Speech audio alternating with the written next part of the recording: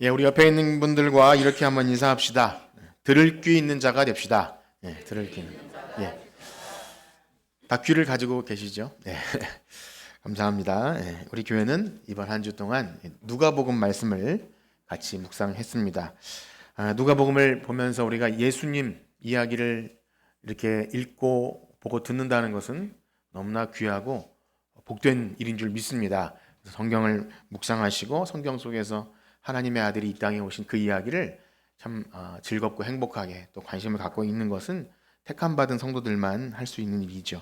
예수님께서 이 땅에 오셔서 하는 모든 일들, 가장 중요한 목적은 바로 이 하나님 나라의 복음을 선포하는 일이었습니다. 그래서 오늘 말씀에도 예수님께서 여러 동네를 다니시면서 이 천국 복음을 전하시는데 그 일을 위해서 병든 자를 고치시고 또 귀신도 떠나가고 죽은 자도 일으키는 여러 가지 또 놀라운 사역들, 많은 사람들을 먹이시는 일들, 이 모든 일들은 다 하나님의 나라가 이 땅에 임하였다. 바로 예수님이 이 땅에 오심으로 이미 하나님 나라가 시작되었다라는 것을 구약의 증거를 가지고, 구약에서 그런 분이 오시면, 기름 부은 자가 오시면 바로 가난한 자에게 복음이 선포되며 눈먼 자가 보게 되며 그러한 일이 있을 것이라는 것을 보여주는 표적으로서 예수님이 하신 일입니다. 그래서 복음서를 우리가 복음서라고 하는 것은 그 하나님 나라의 왕이신 예수님께서 오심으로 이제 나라는 왕권이지 않습니까? 어떤 주권은 하나님께 있고 드디어 그 땅에 하나님 왕이신 하나님의 아들 예수님이 오셨고 이제 그분이 하시는 모든 사역, 이제 십자가로 완성되는 그 사역을 통해 하나님 나라 백성이 되는 그 길을 열어주신다. 그래서 그 구원의 기쁜 소식을 전하는 것이 바로 복음서입니다. 여러분, 이 성경을 복음으로 잘 듣고 반응하고 있으십니까? 그렇습니다. 그래서 하나님 나라를 이해하는 것이 너무나 중요한데요. 하나님 나라는 그래서 어떤 나라라고 말하고 있습니까? 여러 가지로 얘기하고 있지만 예수님 전하시는 하나님 나라는요, 말에 있지 않고 능력에 있다 하시는데 그 능력은 또 오해하기 쉬운 것이 세상의 어떤 힘과 권세가 아닌 바로 십자가의 능력입니다. 그래서 예수님은 자신을 모든 믿는 자가 하나님 나라에 들어갈 수 있도록 자신의 육체로 친히 십자가에 달려 죽으심으로 우리가 그 나라에 갈 수 있는 길이 되어주시고 진리가 되어주시고 생명이 되어주신 줄 믿습니다. 그래서 우리는 예수님을 믿음으로써만 하나님 나라에 들어갑니다. 그래서 우리는 하나님 나라 하면 바로 이런 것을 생각해야 합니다. 예수님께서 열어주신 그 길. 그래서 우리가 이것을 오해하게 될 때 유대인들도 이것을 오해했습니다. 그들이 기대했던 나라는 그들의 조상인 다윗이 다시 와서 어떤 큰 힘과 능력을 가지고 와서 로마의 압제에서 우리를 해방시켜 주시고 그래서 이 땅에서 뭔가 과거에 누렸던 그 영광스러움을 다시 회복한 성전도 다시 짓고 지금도 그들은 그것을 생각합니다. 예루살렘을 탈환해서 성전이 회복되는 것. 그러나 성경이 말한 그 하나님 나라 메시아가 오셔서 하는 일은 그런 것이 아니죠. 그래서 가난한 자가 복이 있다 하시고 예수님은 그런 자신이 전한 모든 원수까지도 사랑하는 그 말씀을 십자가로 완성하신다는 거예요. 그래서 유대인들은요, 그 예수님을 아직도 싫어합니다. 못마땅하게 여겨요. 그가 구약에서 예언된 메시아임을 아직도 인정하지 않습니다. 그렇게 오해가 되고요. 또 다른 오해는 우리 이방인들이 생각하듯이 하나님 나라는 어떤 극락이나 무릉도원, 저 높은 우주의 어떤 한 공간을 차지하고 있는 어떤 그러한 것이 아닌 택함받은 백성들이 바로 하나님의 왕되심, 하나님이 우리의 왕이고 그분의 다스리심이 최고의 것인 줄 알고 그분을 주인으로 여기는 그 다스림을 받는 새 하늘과 새 땅. 그래서 여러분, 하나님 나라는 여기 있다 저기 있다 하지 않고 뭐라고 말합니까? 이미 너희 가운데 임하였느니라. 예수님이 그렇게 하신 것은 예수님이 이 땅에 오심으로 하나님 나라가 시작되었고 이제 그분의 통치가 시작되었다 말하는 것입니다. 사랑하는 성도 여러분, 여러분이 복음서를 읽으면서 이러한 성경이 말하는 하나님 나라가 무엇인지 알고 사모하게 되고 그 나라에 대한 관심이 마구마구 생겨나시길 축복합니다. 그렇습니다. 하나님 나라가 무엇인지 어떤 나라인지 성경을 읽으면서 자꾸 궁금해지십니까? 그런데 사실 여기까지 제가 서론의 말씀만 드려도 여기까지 드린 말씀만 해도 도대체 무슨 이야기인지 아마 알쏭달쏭하신 분도 있을 거라 생각이 되고요.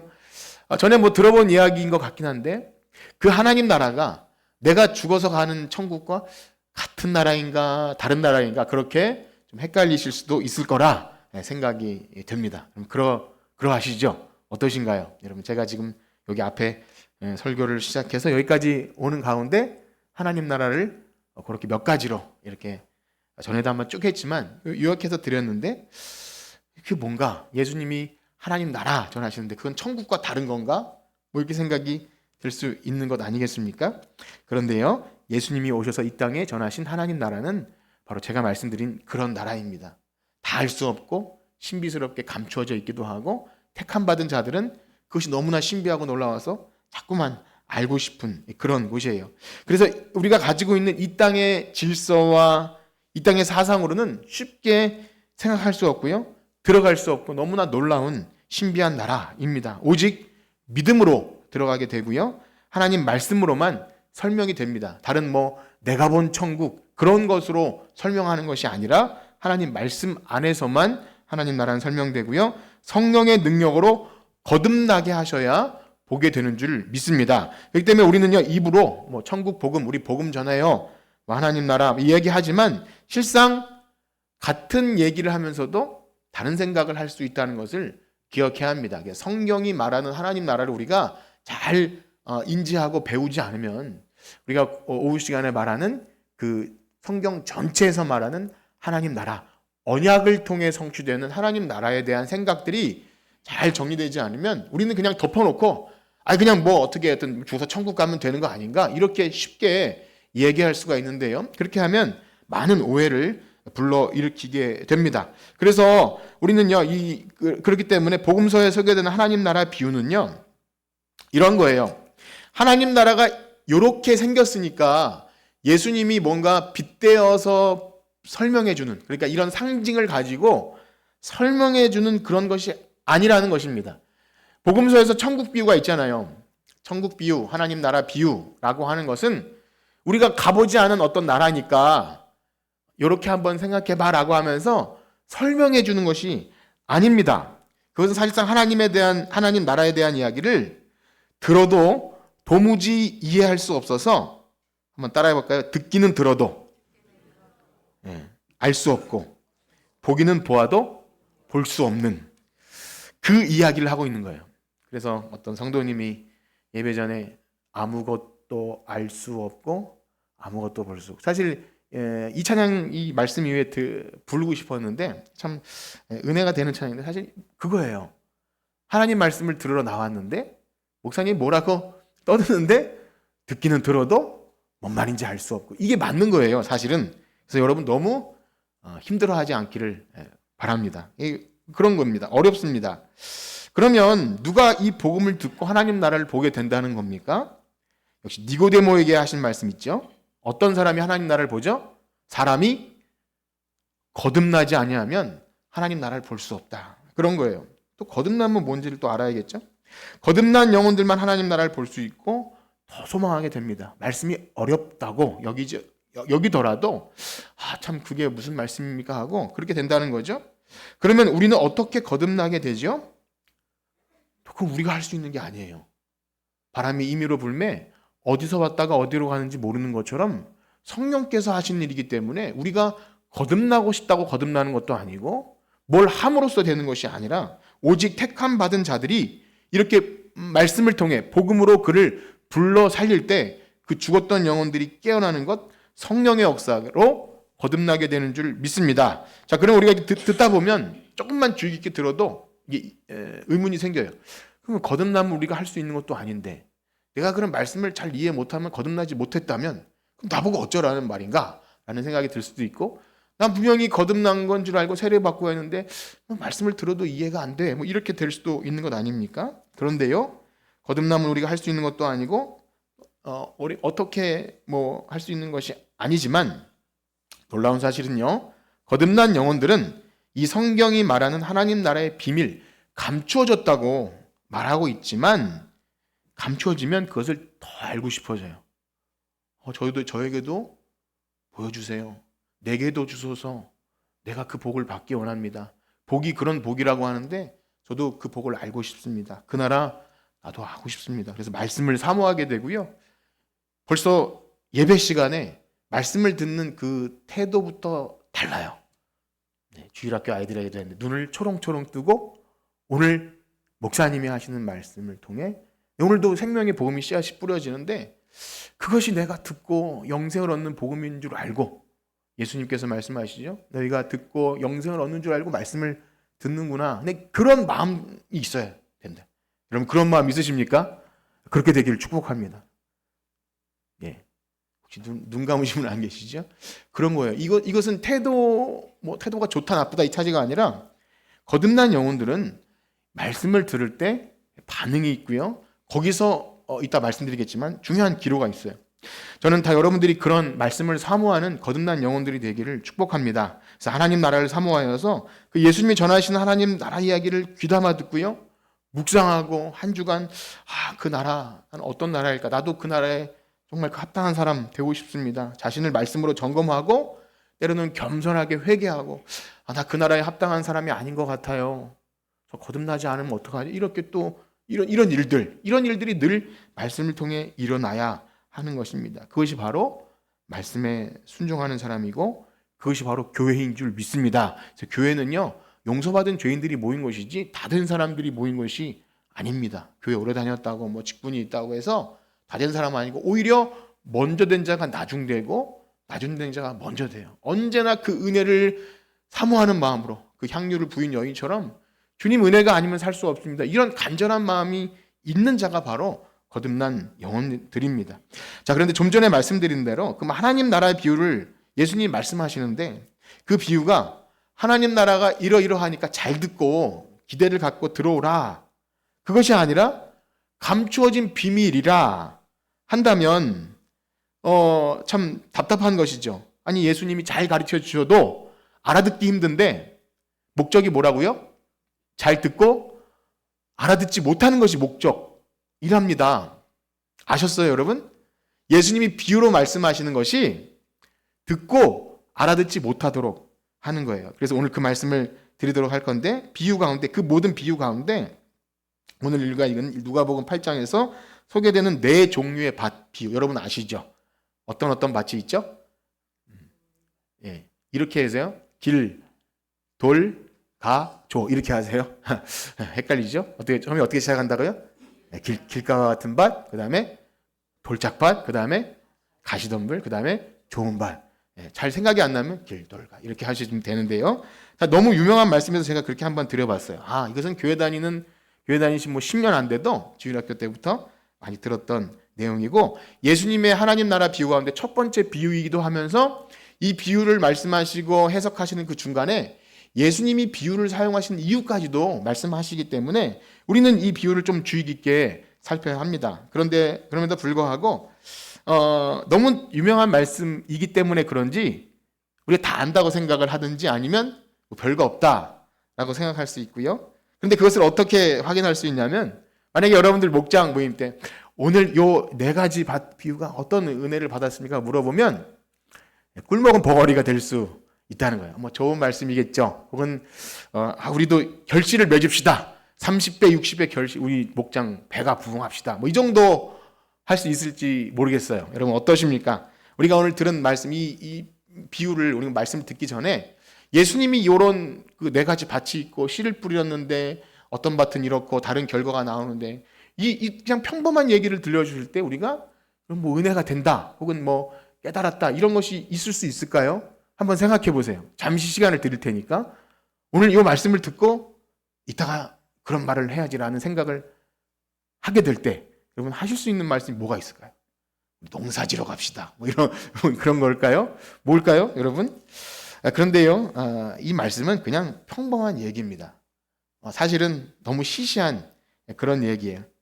그래서 이 말씀을 듣고서 심오한 의미를 찾고 그렇게 하는 게 아니라 사실은 그냥 너무 평범한 말씀을 드리는 거예요. 그럼에도 불구하고요, 사랑하는 성도 여러분, 오늘은 이 평범한 얘기가 우리에게 어떤 은혜를 주실지를 기대하고 듣기를 축복합니다. 그래서 들을 기가 있다는 건 그런 거예요. 하나님께서 주시는 말씀이 너무나 평범하고 식상한 말씀으로 여기지 않고 오늘 그 말씀이 우리에게 어떤 의미가 있을까? 그렇게 할 때 하나님 놀라운 은혜를 주셔요. 그래서 설교를 짧게 하고 싶어도 준비하다 보면 하고 싶은 말이 무궁무진하게 나오는 것은 참 귀한 일이라 생각이 듭니다.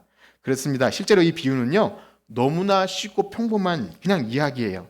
듣고 이해하라고 하신 것도 아니고 오히려 비밀로 감추기 위해서 사용했어요. 그래서 이 반응이 맞습니다. 이 비유를 예수님이 하시고 나서 많은 사람들이 그래서 뭐 어쩌라고요? 그게 맞는 거예요.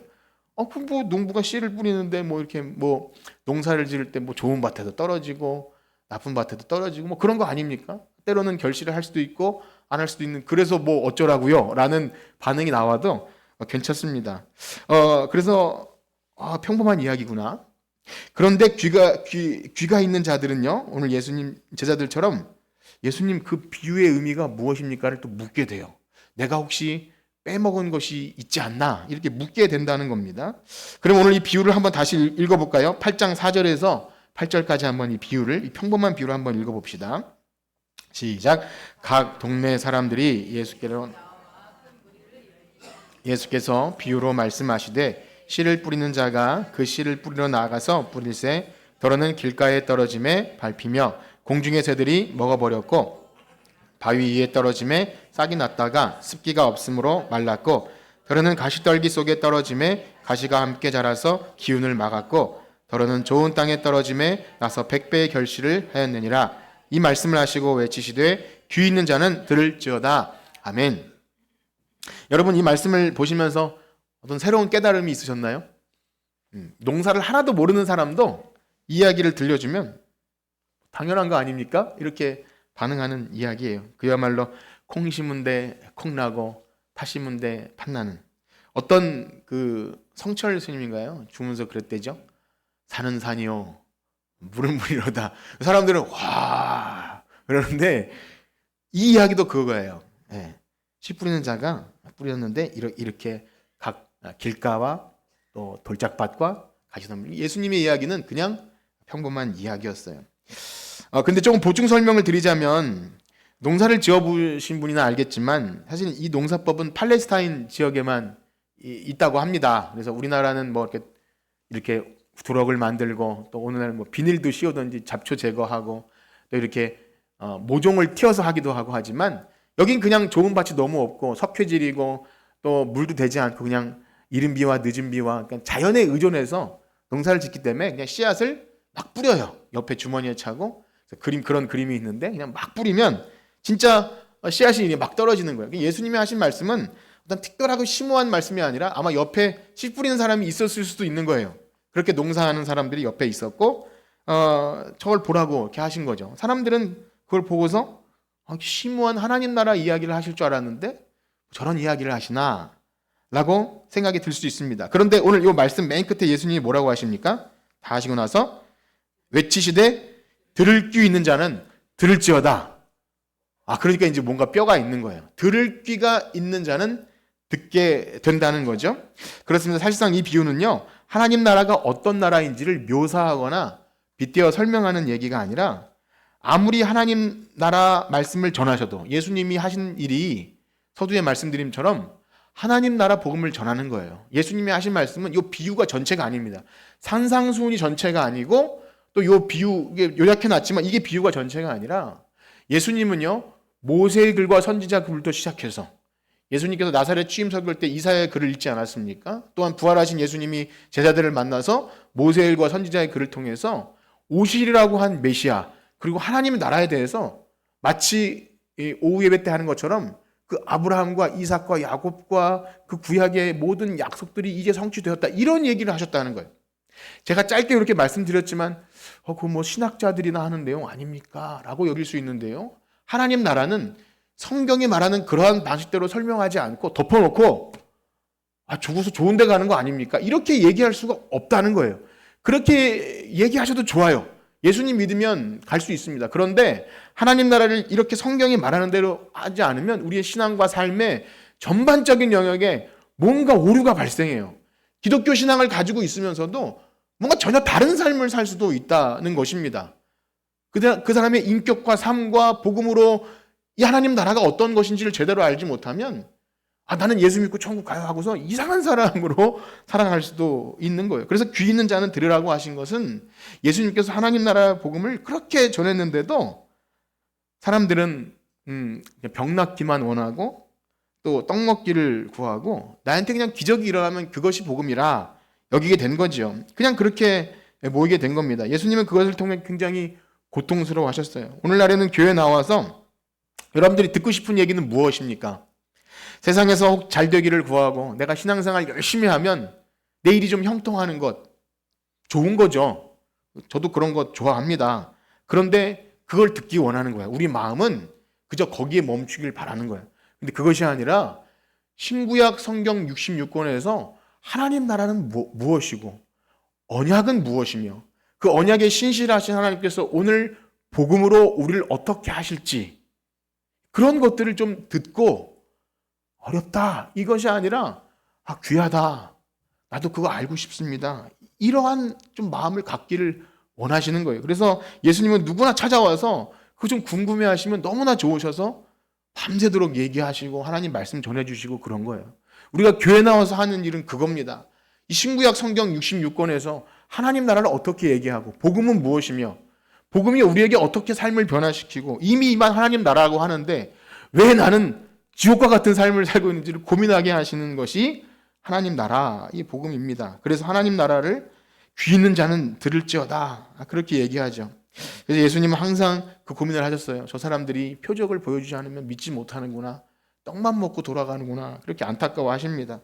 거기다가 바리새인 율법교사들은 아무리 하나님 나라 복음을 그 예언의 성취로서 이제 메시아가 하나님의 모든 언약이 여기 성취됐으니 이제 완성이다라고 해도 옛 구약의 율법 가지고 예수님을 정죄하고 뭐 율법을 가지고 뭐 안식일이 어떻고 뭐 정결법이 어떻고 이러고 있으니까 얼마나 예수님이 답답하셨겠습니까? 바로 그 이야기입니다. 그래서 들을 귀 있는 자 좀 들어라.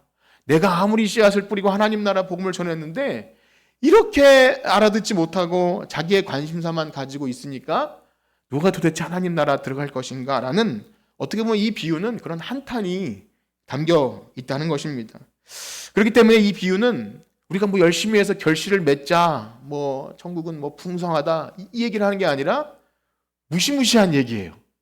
여기 모인 많은 사람들 중에서 씨앗이 막 뿌려지는데 길가 갖고 돌짝밭 갖고 하나님 말씀이 결실치 못하면 죽는다는 거예요.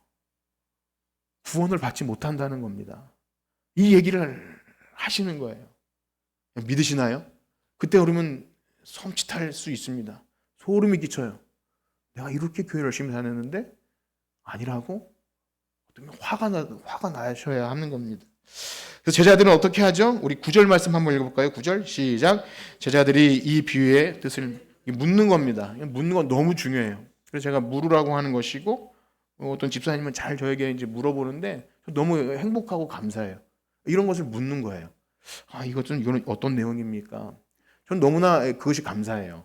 이렇게 묻고 이렇게 문자를 주고 받으면서 기독교가 무엇이고 복음이 무엇이고 하나님 나라는 무엇이고 또 일상에서의 우리가 예수 믿는 것은 무엇인지를 여러분 관심이 있으십니까? 하나님 나라에 대한 관심이에요. 그것이 바로 하나님 나라에 대한 관심입니다. 죽어서 천국 가는 곳에 대한 관심이 아니라 복음을 듣고 하나님 나라가 이미 시작되었다는 것에 관심이 이 모든 하나님 나라로 말하는 겁니다. 그래서 여러분들에게 그 반응이 있는지를 묻는 거죠. 과연 보이지 않는 세계가 있는지, 진짜 우리 예수님께서 우리의 죄와 사망 권세를 깨뜨리셨는지, 내가 그것을 어떻게 믿으며 2000년 전에 하신 그 일이 나와 오늘날 무슨 상관이 있는지를 궁금해하고 알고 싶은 마음, 그것은 의심이어서가 아니라 정말 그러한가를 묻는 것이 바로 거듭난 성도들의 합당한 반응이라는 것입니다. 밤중에 찾아온 니고데모처럼 복음을 들은 사람들은 밤중에라도 찾아와서 예수님께 묻고 예수님 그 비유는 너무나 평범한 것인데 저는 못 알아들은 것 같습니다. 이렇게 묻는 거예요. 여러분 어떠하신가요? 말씀을 들을 때 그 마음속의 반응들이 매주 일어나고 계십니까? 어떠신가요? 여러분들에게 묻는 거예요. 다른 사람, 저기 뒤 학생들을 포함해서 묻는 겁니다. 네. 여러분들에게 묻는 거예요. 매주 말씀을 듣고 뭐 고민이 되든 의심이 되든 불편하든 행복하든 뭔가 반응이 있으신지를 묻는 거예요. 그냥 왔다 돌아가시는지 아니면 그냥 뭐 난 예배 드렸으니까 천국 가겠지 뭐 이 정도로 여기시는지 묻는 겁니다. 이 말씀이 좀 어렵게 느껴져도 어떻게든 알고 싶고 그래서 기회가 되면 유튜브라도 다시 찾아서 들어야 되나 싶을 정도로 관심이 생기고 있느냐는 것이에요.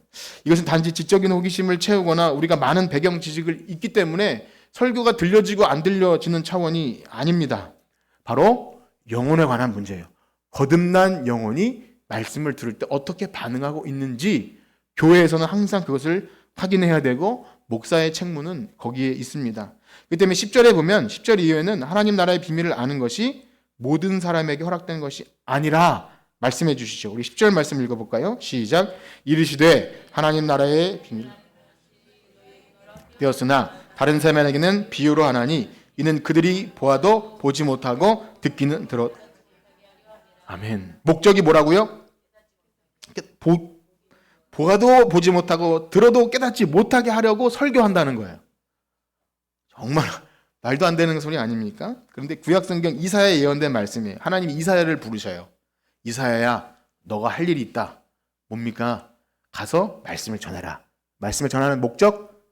보기는 보아도 보지 못하게 해라. 듣기는 들어도 듣지 못하게 해라. 네가 할 일이 그거다. 아니 선지자에게 이런 말씀을 하신다니요? 오늘날로 말하면 목사가 교회에서 설교를 하는데 설교를 해라. 그런데 듣고 듣지 못하게 해라. 주일에 나와서 들었는데 잠자게 해라. 그 얘기를 하는 거예요. 하나님 나라를 보지 못하게 해라. 그러면 이게 어려운 말씀이에요. 분명 하나님은 모든 사람이 다 구원을 얻기를 바라시고 모든 민족이 다 구원을 얻기를 바라시고 어떤 죄인도 자기죄로 심판받는 것을 원치 않으신 하나님이신데 왜 복음을 듣고 회개하고 돌아오는 것을 막으신다 말씀하시는 걸까요? 반어법일까요?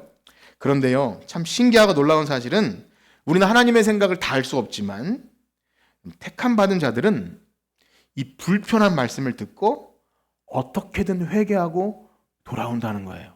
이게 비밀입니다, 여러분. 네, 불편하셔야 돼요. 그렇지 않은 자들은 이 불편한 말씀을 듣고 더 목이 곧아요. 뭐? 나 못 듣게 하려고 설교한다고? 안 들어! 뭐 이런 거죠. 아니, 나 교회 안 나오면 되지. 뭐 이런 거예요. 아니, 그럼 나 못 듣는 사람, 나 무식하니까 난 됐어요. 이렇게 반응하지 않고 택함 받은 자들은 어떡하지? 나한테 하는 말씀이니까 말씀 듣고 싶어요. 잘 못 깨닫는데 좀 알려주세요. 여러분 그런 반응이 있으신가요? 지금 이 말씀의 목적이 그거예요. 다 들어도 너는 못 들을 거야. 때로는 화가 나야 한다는 겁니다. 그래서 복음의 특징은 또 설교의 특징은 뭐냐면 이 복음의 내용이 거치는 돌뿌리가 되어서 걸려 넘어지지만 구원을 얻은 백성에는 요긴한 반석이 되어서 그 말씀을 듣고 하나님 나라에 나오게 된다라는 것이 하나님 나라의 복음이고 오늘날 우리가 교회에서 선포되어지는 설교입니다. 여러분 믿으십니까? 그래서 너무 신기한 거예요. 그래서 사도 바울이 이렇게 고백합니다. 우리 고린도후서 2장 15절에서 17절 말씀을 한번 보겠는데요. 고린도후서 2장 15절에서 17절 한번 읽어봅시다. 시작. 우리는 구원받은 자에게 하나님 앞에서 그리스도의 향기니 이 사람에게는 사망으로부터 사망에 이르는 냄새요 저 사람에게는 생명으로부터 생명에 이르는 냄새라. 누가 이 일을 감당하리요? 우리는 수많은 사람들처럼 하나님의 말씀을 혼잡하게 하지 아니하고 곧 순전함으로 하나님께 받은 것 같이 하나님 앞에서와 그리스도 안에서 말하는 아멘. 여러분 이 고린도후서 말씀은 그리스도의 향기냐 하니까 너무 좋은 말씀 같잖아요. 우리는 그리스도의 향기입니다. 저는 이 말씀을 그렇게만 알았는데 너무 무서운 말씀이에요. 누가 이 일을 감당하리요? 사도 바울이 고린도 교회에 하나님 말씀을 혼잡하지 않게 순전하게 전했어요. 십자가의 복음을 너무 강하게 사람들이 불편하도록 전했어요. 그런데 이 향기가 사망으로부터 사망에 이르는 냄새가 되기도 하고 저 사람에게는 생명으로부터 생명에 이르는 냄새가 되라. 누가 이 일을 감당하리요? 누가 설교하겠느냐 이런 말입니다. 저는 설교가 그런 것인 줄 알았다면 이제 목사 되기를 더 많이 고민했을 것 같아요. 내가 들으면 다 알아듣고 구원받는 게 아니라 어떤 사람은 이 향기를 듣고 사망에 이르는 냄새가 되고 어떤 사람은 영생을 얻는 냄새가 된다는 겁니다.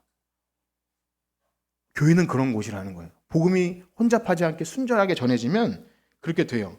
생명의 복음을 있는 그대로 전하면 어떤 사람은 그걸 듣고 불편하고 화가 나기도 하겠지만 그것을 듣고 회개하고 돌아오기도 하고, 어떤 사람은 더 마음이 강팍하여질 수도 있다는 겁니다. 지금도 이 말씀을 듣는 여러분들의 마음가짐과 태도와 여러분들의 변화를 한번 유심히 살펴보십시오. 그리고 묵상해 보세요. 왜 그렇습니까? 오늘 예수님의 이 네 가지 밭의 비유는 바로 이 말씀을 듣는 자의 마음 상태를 말하는 겁니다. 과연 누가 하나님 나라의 복음을 들을 자인가? 입니다. 우리 예수님께서 이 비유를 어떻게 설명하셨는지 한번 읽도록 하겠는데요. 8장 11절에서 14절입니다. 시작. 이 비유는 이러하니라. 씨는 하나님의 말씀이요 길가에 이에 마귀가 와서 그들이 믿어 구원을 얻지 못하게 하려고 말씀을 그 마음에서 빼앗는 것이요, 바위 위에 있다는 것은 말씀을 들을 때에 기쁨으로 받으나 뿌리가 없어 잠깐 믿다가 신원을 당할 때에 배반하는 자요, 가시떨기에 떨어졌다는 것은 말씀을 들은 자이나 지내는 중 이전의 염려와 재물과 향락의 기운에 막혀 온전히 결실하지 못하는 자요. 네, 14절까지 읽었는데요. 이 씨는 뭐라 그랬죠? 씨는 하나님의 말씀이에요. 말씀이 뿌려져요. 복음이 전해지고 교회에서 설교가 되어집니다. 그리고 그 떨어진 장소를 뭐라고 하죠? 말씀을 들은 자. 길가에 있다는 것은 말씀을 들은 자라고 말하죠. 13절에도 바위에 있다는 것은 말씀을 들을 때, 14절에도 가시떨기에 떨어졌다는 것은 말씀을 들은 자. 여러분, 말씀을 들은 자이죠? 자, 말씀이 문제입니까? 들은 자가 문제입니까? 예. 저도 여러분들에게 설교를 더 잘하고 싶고 더 설득하고 싶고 하지만 제 설득과 권면의 말이 아니라 복음을 혼잡하지 않고 순전하게 전할 때 이 반응들이 일어나는 거예요. 그래서 일일이 설명하지 않겠습니다. 여기 길가 마귀가 와서 그 말씀을 주워 먹어버리는, 이 새가 와서 주워 먹는 그런 것이고, 그때 택함 받은 자는 이런 말씀을 들으면, 야, 저 사람들 다른 사람 보면서 저 사람 지금 말씀 듣는데 말씀 딴 사람이 주워가네, 이게 아니라 내가 지금 말씀을 듣고 제대로 반응하지 못할 때, 야, 마귀가 와서 말씀을 주워간대, 나 정신 똑바로 차려야지, 이렇게 된다는 거예요. 택함 받은 자는 다른 사람을 보는 게 아니라 내가 말씀을 들을 때, 야, 이내 말씀 빼앗기면 안 돼, 꼭 싹이 나고 열매가 나야 돼, 이렇게 말씀을 듣는 거예요. 그렇게 듣기를 축복합니다. 여기 길가 돌짝박 다 그런 거예요. 여러분 말씀을 들을 때 반응도 없는 것, 때로는 여기 돌짝박 같은 사람은요, 잠깐 말씀을 들으면 반응이 반짝 일어나요. 그러다가 해가 나고 이제 흙이 마르면 금방 죽지 않습니까? 그런 것도 있는 거예요. 어떤 사람 말씀을 잘 듣고 아멘도 잘하고 리액션도 좋고, 그런데 돌아가면 말씀과 그냥 동떨어진 삶을 살 수도 있는 것. 이 모든 것들을 계속 우리 삶에 묵상해야 되는 거죠. 한 주간 살면서 나는 그때 분명히 아멘을 했고 또 이렇게 그렇게 살려고 작정하고 나눔도 했는데 한 주간 동안 말씀과는 전혀 별개의 삶을 사는 것. 그럼 계속 다운될 수밖에 없는 거죠. 그러나 좋은 밭은 어떻습니까? 우리 15절 말씀 읽어봅시다. 15절 시작. 좋은 땅에 있다는 것은 착하고 지키어 인내로 결실하는 자니. 아멘. 제가 중간 설명을 다 뛰어넘고 15절 읽었는데요. 그래서 뭐냐면, 착하고 좋은 마음으로 말씀을 듣고 지키어 인내로 결실하는 자. 저는 여러분들이 다 그렇게 되기를 축복합니다. 예, 그래서 여기 마가복음엔 30배, 60배, 100배, 또 마태복음엔 100배, 60배, 30배 이렇게 숫자들이 등장하는데 여기는 그냥 이렇게만 나오죠. 그런데요, 이 비유에서 말하는 가장 여러분들이 잊지 말아야 할 중요한 것은요, 여기 이 말이에요. 말씀을 들었을 때 말씀을 듣고 지키어 인내로 결실한다. 한번 따라해 볼까요? 말씀을 듣고 지키어 인내로 결실하는 자. 이거예요. 여러분 깊이 새기세요. 말씀을 듣고 지키고 인내하러 결실한다.